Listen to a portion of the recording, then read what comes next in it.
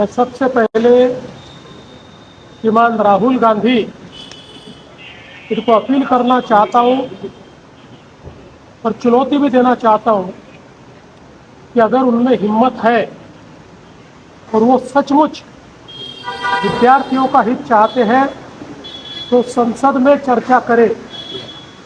अगर लोकतंत्र मानते हैं, संविधान में विश्वास है, लोकतंत्र में संविधान में चर्चा की सबसे महत्वपूर्ण जगह और निर्णय की सबसे महत्वपूर्ण जगह ये संसद है।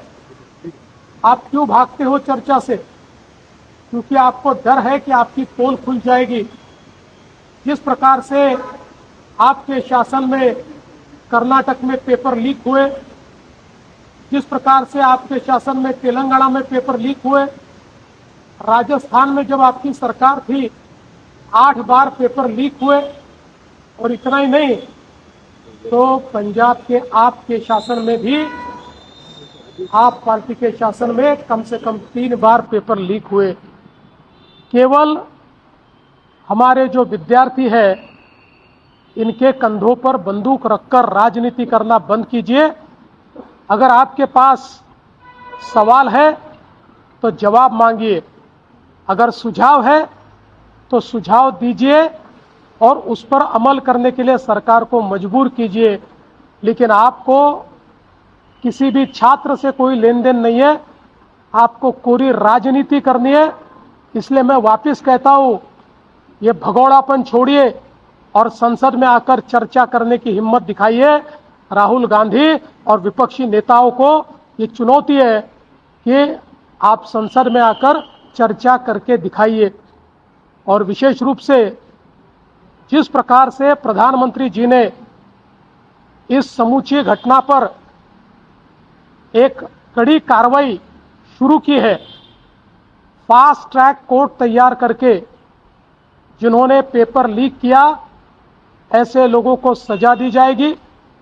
नीट की री एग्जाम भी बिना किसी मसले के पूरी की गई है, जिससे आगे के एग्जाम का रास्ता भी खुला है। मुझे ऐसा लगता है प्रधानमंत्री जी पर विश्वास रखना चाहिए। जिस कांग्रेस की सरकार में, यूपीए की सरकार में शिक्षा का बजट मात्र 8,000 करोड़ रुपया होता था, आज 1,39,000 करोड़ रुपए पर यह शिक्षा का बजट पहुंचा है।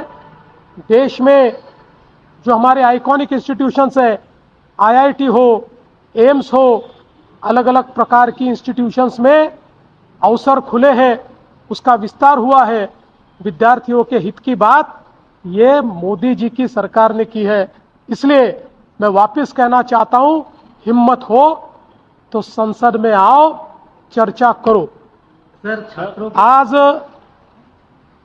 राहुल गांधी सहित सर्व विरोधी पक्षाला माझं आव्हान आहे, पळपुटेपणा सोडा आणि संसदेमध्ये चर्चेला समोर जा। विद्यार्थ्यांचे खरे कैवारी असाल तर हिम्मत दाखवा। लोकशाहीमध्ये निर्णय रस्त्यावर होत नाही, तो संसदेत होतो। जर देशाच्या संविधानावर विश्वास असेल तर संसदेत चर्चा करा। उत्तर पाहिजे असतील संसदेत मागा। तुमच्याकडे जर काही कल्पना असतील, संकल्पना असतील तर त्या प्रत्यक्षात आणण्याकरता सरकारला मजबूर करा। पण आंदोलनाच्या भरोशावर आपली राजकीय पोळी भाजणं बंद करा। या ठिकाणी खरोखर विद्यार्थ्यांच्या हिताचे निर्णय घ्यायचे असतील तर चर्चेच्या माध्यमातूनच ते होतील। मोदीजींनी विद्यार्थी हिताला सर्वोपरी ठेवण्याचा निर्णय घेतलेला आहे आणि विशेषतः पेपर लीकच्या संदर्भात फास्ट ट्रॅक कोर्ट तयार करून या सगळ्या अपराध्यांना शिक्षा देण्याचा निर्णय मोदीजींनी केलेला आहे। मला असं वाटतं की या संपूर्ण प्रकरणामध्ये एक अत्यंत कडक भूमिका मोदीजींनी घेतली। नीटची पुनर्परीक्षा झाल्यानंतर कुठलीही अडचण न येता ही परीक्षा पूर्ण झालेली आहे। विद्यार्थी खुश आहेत, ते त्या ठिकाणी पास झाल्यानंतर सेलिब्रेशन्स करतायत। अशाच पुढच्या सगळ्या परीक्षा झाल्या पाहिजे। या दृष्टीनं ही चर्चा अत्यंत आवश्यक आहे। खरं म्हणजे आपल्याला कल्पना आहे, UPAच्या सरकारच्या काळामध्ये 8,000 कोटी रुपयाचं केवळ देशाचं बजेट होतं, ते आता 1,39,000 कोटीचं मोदीजींनी केलं आहे। IIT असेल, एम्स असेल, सगळ्या आयकॉनिक संस्थांची संख्या वाढवली, सीट्सची संख्या वाढवली, मेडिकल एज्युकेशन, MBA, इंजिनिअरिंग या सगळ्या क्षेत्रांमध्ये नवीन संधी या विद्यार्थ्यांना मोदीजींनी उपलब्ध करून दिल्या आहेत। पण विरोधी पक्षाची चर्चा करण्याची हिंमत नाही, कारण त्यांना याचं उत्तर द्यावं लागेल। कशा पद्धतीनं कर्नाटकमध्ये पेपर लीक झाला, त्यांना उत्तर द्यावं लागेल। कशा पद्धतीनं तेलंगणामध्ये पेपर लीक झाले, आप पार्टीला उत्तर द्यावं लागेल। पंजाबमध्ये कशा प्रकारे लीक झाले, काँग्रेसला उत्तर द्यावं लागेल।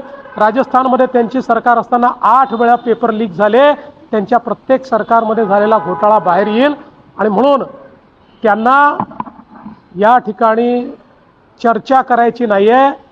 अराजकता हीच केवळ मानसिकता आहे, अराजकतावादी मानसिकतेतनं चाललेलं आहे। येत्या रविवारी मुंबईमध्ये 2 ठाकरे बंधू आंदोलन करतायत, ते म्हणतात की आम्ही विद्यार्थ्यांसाठी आता रस्त्यावर उतरलो। मी फक्त आठवण करून देतो, या राज्यातला सगळ्यात मोठा TET घोटाळा उद्धव ठाकरे मुख्यमंत्री असताना झाला आणि IAS अधिकाऱ्यापासून सगळे त्याच्यामध्ये सामील होते। इतका मोठा घोटाळा राज्याच्या इतिहासात झाला नाही। एवढंच नाही तर त्यांच्या मंत्रिमंडळातल्या मंत्र्यांवर थेट आरोप लागले। त्या ठिकाणी केवळ पेपर लीकच झाला नाही, तर जे नापास होते त्यांना पास करण्याचा पराक्रम देखील त्यांच्याच काळामध्ये झाला।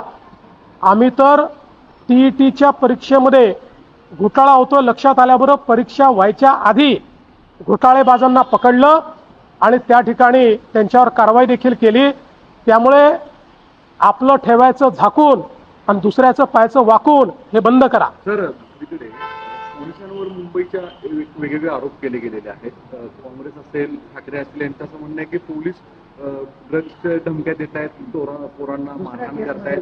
तुम्ही याची चौकशी केली, काय आहे? असा एक व्हिडिओ समोर आलेला आहे, त्याची चौकशी चालली आहे। पण चौकशी सुरू असताना त्या पोलिसावर कारवाई करण्यात आलेली आहे आणि त्याला त्या ठिकाणी पोलीस स्टेशनमधून काढण्यात आलेलं आहे आणि चौकशी चाललेली आहे। अनेक ठिकाणी पोलिसांवर सुद्धा मोठ्या प्रमाणामध्ये मारहाणीचे व्हिडिओ समोर येत आहेत। याच्यामध्ये राज्यात सुद्धा अशा दुर्दैवाने काही लोक या आंदोलनामध्ये ज्या प्रकारे दगडफेक करत होते, पोलिसांवर हल्ला करत होते, मला असं वाटतं की ते कुठल्याही पद्धतीनं विद्यार्थ्यांच्या मागणीकरता आलेले नव्हते, तर या आंदोलनाचा फायदा घेऊन आपल्याला अराजकता कशी तयार करता येईल या मानसिकतेचे लोक तिथे होते। अशा पद्धतीची काही मंडळी त्या ठिकाणी वागत होती। मला असं वाटतं की जे आंदोलन करतायत त्यांनीही अशा प्रवृत्तीकडे लक्ष दिलं पाहिजे। सर, ठाकरे ब्रदर्स छात्रों के पीछे खड़े हो रहे कह रहे हैं कि इस आंदोलन को हम बड़ी ताकत से आगे बढ़ाएंगे। देखिए, वो केवल अपनी पार्टी का अस्तित्व ढूंढ रहे हैं। उनकी पार्टी की जमीन छूट गई है, उनको लगता है इस आंदोलन के माध्यम से उस जमीन को वो वापस तलाशेंगे। मैं याद दिलाना चाहता हूँ, महाराष्ट्र का सबसे बड़ा TET का घोटाला उद्धव ठाकरे जी जब मुख्यमंत्री थे तब हुआ। उसमें कई लोग लिप्त पाए गए, उनके मंत्री भी लिप्त पाए गए।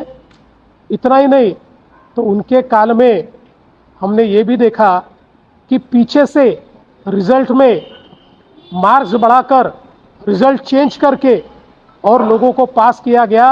अब किस मुंह से वे यहाँ पर इस बात के लिए बात कर रहे हैं, ये केवल राजनीतिक जुमला है। मुंबई की बात करें तो कुछ वीडियो मुंबई पुलिस के वायरल किए जा रहे हैं और ये कहा जा रहा है कि पुलिस दूसरे मामलों में विद्यार्थियों के फंसाने की बात कर रही ताकि फुटेज करने सड़कों पे न हो। एक वीडियो सामने आया है जो बिल्कुल गलत है, हम उसकी निंदा करते हैं। तुरंत उसके ऊपर कार्रवाई की गई है और पूरे मामले की सत्यता की जांच चल रही है। राजनेताओं के बाद अब कुछ सेलिब्रिटी सड़कों पे उतर रहे हैं छात्रों के कंधे पर पैर रखकर, जिससे हंगामा और बढ़ रहा है। देखिए, मैं इतना ही कहना चाहता हूँ, हो सकता है कि कुछ सेलिब्रिटीज बहुत अच्छे मन से उतर रहे हो, पर कई सेलिब्रिटीज ऐसा भी ध्यान में आ रहा है कि रील बनाने के लिए या फिर एक प्रकार से ये आंदोलन चल रहा है तो इसके कंधे पर चलकर हम कैसी पॉपुलैरिटी ले पाए, इसका भी प्रयास करें। सब प्रकार की प्रवृत्ति होती है, कोई खराब होता है, कोई ठीक होता है। मोदी आणि पवारांच्या भेटीला राज ठाकरे जंतर मंतर म्हणतात, काय करायचं? जेव्हापासनं राज ठाकरे आणि पवार साहेबांमध्ये अंतर वाढलं तेव्हापासनं त्यांना सगळं जंतर मंतर दिसतं.